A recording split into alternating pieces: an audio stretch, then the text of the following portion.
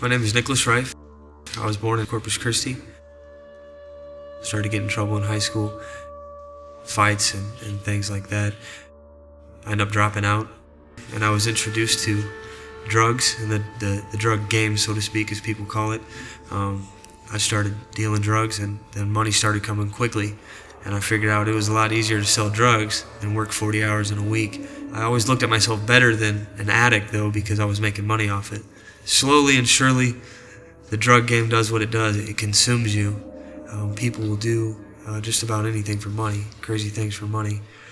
On the night of February 2nd, I went to a house to do a drug deal.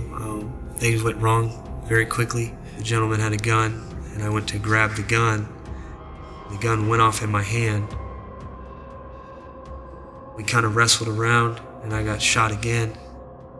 I will never forget hitting that wall and slumping down and realizing, I've been shot a couple times. I had to look through I could see through my hand, and my stomach was bleeding real bad, and I had managed to get myself up. I got out of the house. I got to a vehicle. My brother had rushed me into the hospital.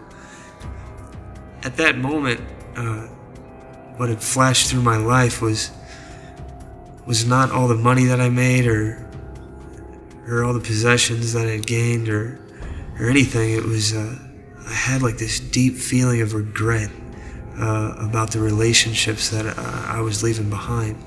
I had failed as a son. I had failed as a father. And that was a tough thing to deal with. And I didn't know if I was going to make it. I showed up to Methodist Hospital, and I remember blacking in and out, and my brother opened the door, and he was like trying to pull me into the hospital, and I told him, I said, I love you, and tell my little girls that I love them. I made it to the operating table. I just remember utter blackness, like darkness. It was one of the most empty feelings I've ever had in my life. I woke up, thank God. I was in ICU for 4 days. Detectives were coming in and out, wanting to question me. They arrested me that day. That door shut, and it was just like the most empty feeling that I've had. It was a feeling of hopelessness. I was lost. And as I began to read the Bible, it became very, very real to me. It was like the words were jumping off the page. I realized at that moment that the way that I lived life was all wrong. I just merely cried out to God. I said, Lord, I don't know why I'm here.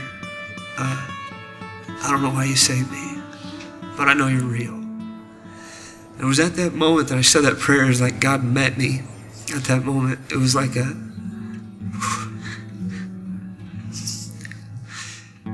slideshow of my life from when I was a child. All things that had happened to me, things that I'd been through, just like little pictures. And then there was Jesus at the end.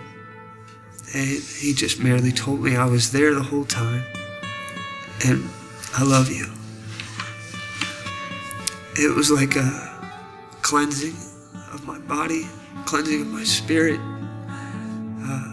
It just washed over me. I never felt so much comfort and love in my whole life.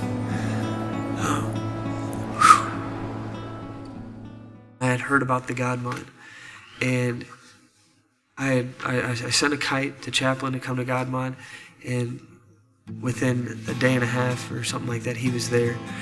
And I can't begin to express how much of a privilege this has been in my life. It was like the nurture that I wanted as a little kid.